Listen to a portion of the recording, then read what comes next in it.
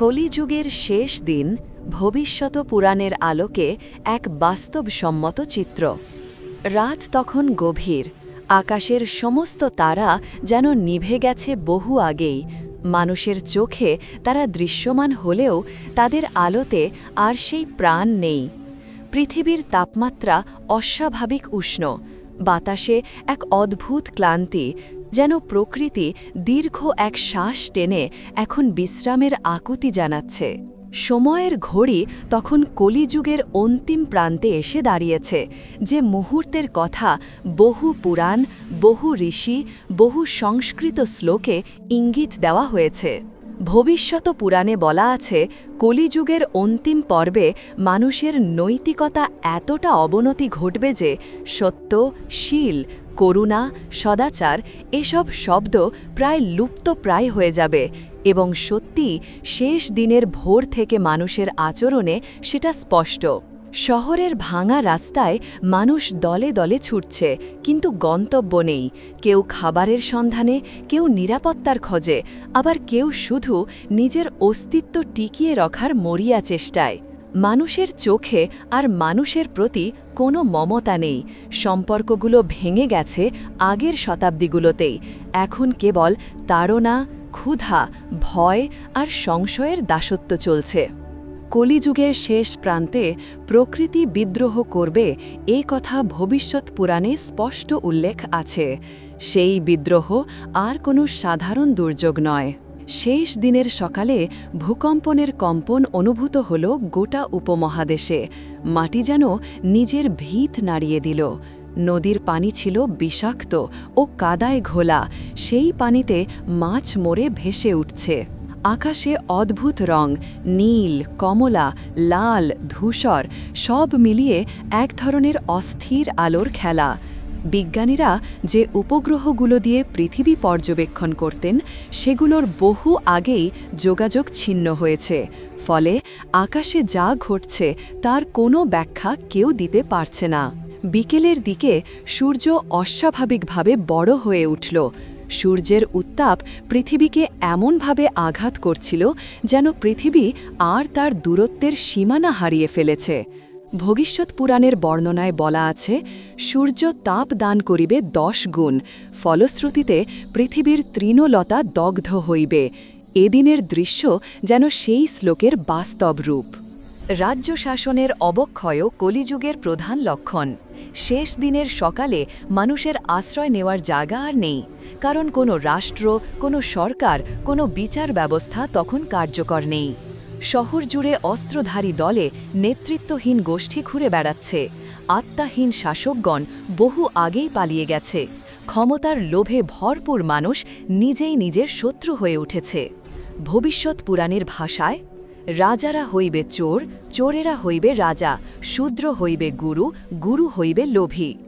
এই রূপক বাক্যের বাস্তব রূপই দেখা যাচ্ছে। মানুষ আর ন্যায় অন্যায়ের পার্থক্য বুঝতে পারছে না। মানুষের বাড়িগুলো আগুনে পুড়ে কালো অঙ্গারে পরিণত। যেসব বাড়ি এখনও দাঁড়িয়ে আছে সেগুলো খালি। মানুষ পরিবার থেকে বিচ্ছিন্ন। পিতা সন্তানকে চেনে না, সন্তান পিতাকে দেখে না।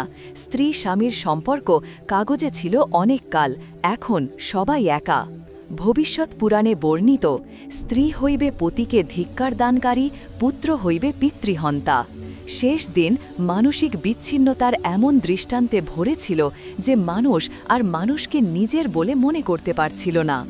এই দিনের প্রকৃতির গঠনই যেন পরিবর্তিত হচ্ছে। হিমালয় থেকে ভেঙে ভেঙে বরফের বিশাল খণ্ড নামছে গড়িয়ে। নদীগুলো একদিকে শুকিয়ে যাচ্ছে, অন্যদিকে হঠাৎ কয়েক মিনিটে প্লাবিত হয়ে শহর ডুবিয়ে দিচ্ছে। সমুদ্রের জল কয়েকশো দশক আগেই তটে ভাঙন ধরিয়েছিল, কিন্তু আজকের দিনে সমুদ্র তার সীমারেখাই হারিয়ে ফেলেছে। গর্জন করে ঢেউ শহরের ভিতরে ঢুকে যাচ্ছে। মানুষ সেই ঢেউ থেকে পালাচ্ছে, কিন্তু সেই পলায়ন দীর্ঘস্থায়ী নয়। আকাশে ধুলো, ধোঁয়া, গ্যাসের মেঘ সূর্য ঢেকে ফেলে আবার হঠাৎ প্রকাশ পাচ্ছে। বজ্রপাত ক্রমাগত পড়ছে, কিন্তু শব্দহীন, যেন প্রকৃতির গলা শুকিয়ে গেছে। বাতাসে অক্সিজেনের পরিমাণ নেমে এসেছে ভয়াবহভাবে। যারা বেঁচে আছে তাদের মুখে যন্ত্রণা, কষ্ট, শ্বাসের জন্য ছটপটানি। রোগব্যাধির আধিপত্য বহু আগেই শুরু হয়েছিল। শেষ দিনে মানুষের শরীর দুর্বলতার শেষ পর্যায়ে পৌঁছেছে। খাদ্য নেই, ওষুধ নেই, পানি নেই। মানুষের গায়ে ক্ষত, চোখে লাল দৃষ্টি, হাড়গোড় স্পষ্ট। ভবিষ্যৎ পুরাণে আছে, মানুষের আয়ু হইবে অতি স্বল্প, দেহ হইবে রুগ্ন, মুখে সর্বদা দুঃখ। এই দিনের মানুষের চেহারা যেন সেই শ্লোকের হুবহু প্রতিচ্ছবি। দুপুরের দিকে ঘটল আরও অদ্ভুত ঘটনা। আকাশে একটি বিশাল উজ্জ্বল নক্ষত্র দেখা গেল। কেউ বলছে এটি ধূমকেতু, কেউ বলছে গ্রহাণু, কিন্তু সেই নক্ষত্রের লাল আভা পৃথিবীর ওপরে ছড়িয়ে পড়তে শুরু করল।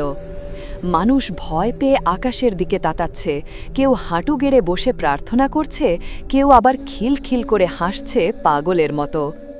আকাশের এই নতুন আলো মানুষের চোখে এক অদ্ভুত প্রতিক্রিয়া সৃষ্টি করছে। কেউ ক্রোধে উন্মত্ত, কেউ ভয়ঙ্করভাবে মানসিক ভারসাম্য হারাচ্ছে। সমাজে আর কোনো আশ্রয় নেই ন্যায় বা ধর্মের। মন্দির, মসজিদ, গির্জা, গুরদ্বারা সবই থাকা। ধর্মগুরুদের মুখে আর পূর্বের সেই জ্যোতি নেই।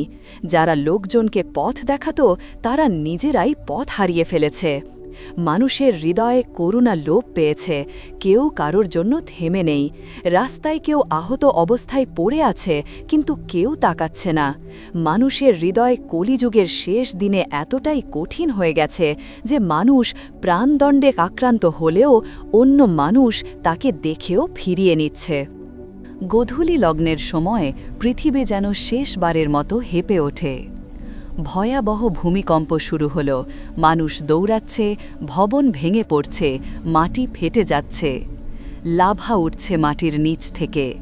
আগ্নেয়গিরিগুলো পৃথিবীর বিভিন্ন অংশে একই মুহূর্তে বিস্ফোরিত হতে শুরু করল। এই আগুনের তাণ্ডব এতটাই প্রবল যে মানুষ চোখ মেলতে পারছে না, গায়ের চামড়া পুড়ে যাচ্ছে।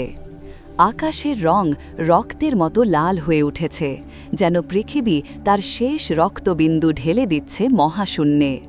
ভবিষ্যৎ পুরাণ বলেছে, কলিযুগের শেষ প্রান্তে যখন অন্যায়, অধর্ম, হিংসা চরমে পৌঁছাবে, তখন পরিত্রাতা হিসাবে অবতরণ করবেন কল্কি অবতার। শেষ দিনের সন্ধ্যায় হঠাৎ সমস্ত শব্দ থেমে যায়, বাতাস থেমে যায়, পাখির ডাক নেই, কুকুরের ঘেউ ঘেউ নেই, এমনকি মানুষের চিৎকারও স্তব্ধ হয়ে যায়। এক মুহূর্তের জন্য পৃথিবী নিস্তব্ধ। এই নীরবতা কোনো স্বাভাবিক নীরবতা নয়, এটি সেই ভয়ঙ্কর, যুগান্তকারী নীরবতা যা একটি যুগের মৃত্যু ঘোষণা করছে। মানুষ আকাশের দিকে তাকিয়ে আছে আশায় ও আতঙ্কে, কারণ সব পুরাণই বয়েছে শেষে আলো আসবে, নতুন যুগের বীজ রোপিত হবে। রাত নেমে আসতেই আকাশে দেখা গেল এক অতি উজ্জ্বল আলোকরেখা। মানুষ তাকিয়ে আছে, কেউ বিশ্বাস করতে পারছে না, কেউ আবার হাঁটু গেড়ে প্রণাম করছে। আলোর ভিতরে দেখা যাচ্ছে এক ঘোড়া, সাদা, তেজস্বী, দেহ থেকে আলো বিচ্ছুরিত হচ্ছে। ঘোড়ার পিঠে এক যোদ্ধা, কোটিদেশে বস্ত্র, হাতে জ্বলন্ত তলোয়ার, মুখে দৃঢ়তা। পুরাণে বর্ণিত তার চেহারা তেজস্বী, দীপ্ত। এই দৃশ্য ধীরে ধীরে পৃথিবীর আকাশে ছড়িয়ে পড়ছে। মানুষ ভয়, বিস্ময়, আশাবাদ এসব নিয়ে তাকিয়ে আছে। যুগান্তকারী মুহূর্ত এসে গেছে। ঘোড়া যখন পৃথিবীর কাছে নামতে শুরু করল, তখন প্রকৃতির বিদ্রোহ যেন থেমে গেল। ভূমিকম্প ধীরে ধীরে কমে যায়, সমুদ্রের ঢেউ থেমে আসছে, আকাশের আগুনের রং নরম হয়ে উঠছে। কল্কি অবতার পৃথিবীর ওপর যখন পদার্পণ করলেন, তখন পৃথিবী যেন নতুন এক আলোয় স্নাত হল। শেষ দিনের অন্ধকার কাটতে লাগল। মানুষের দেহ, মন, আত্মা সব যেন পরিষ্কার হচ্ছে। ধীরে ধীরে কলিযুগের শেষ নিঃশ্বাস থেমে যায়। ভবিষ্যৎ পুরাণ বলেছে, কলির ধ্বংসের পর যখন পৃথিবী আবার বিশুদ্ধ হবে, তখন সত্যযুগের আলো ধীরে ধীরে প্রবেশ করবে। ধূলিধূসর পৃথিবী ধীরে ধীরে সবুজ হয়ে উঠছে। নদীর পানি আবার পরিষ্কার, মানুষের মুখে শান্তির রেখা। করুণা, সত্য, ন্যায় আবার স্থান ফিরে পেতে শুরু করেছে মানুষের মনের ভিতর। সেই রাতেই পৃথিবী নতুন সূর্যোদয়ের অপেক্ষায় ঘুমিয়ে পড়ে। কলিযুগের শেষ দিন ভবিষ্যৎ পুরাণের বর্ণনায় যেমন ভয়ঙ্কর তেমনি যুগান্তকারী। সেই দিন মানুষের অবক্ষয়ের চরম অবস্থার সাথে প্রকৃতির রুদ্ররূপ মিলেমিশে এক ভীতিকর ছবি আঁকে। কিন্তু পুরাণিক কাহিনীর সৌন্দর্য এখানেই, ধ্বংসের ঠিক পরেই শুরু হয় নতুন সৃষ্টির আলো।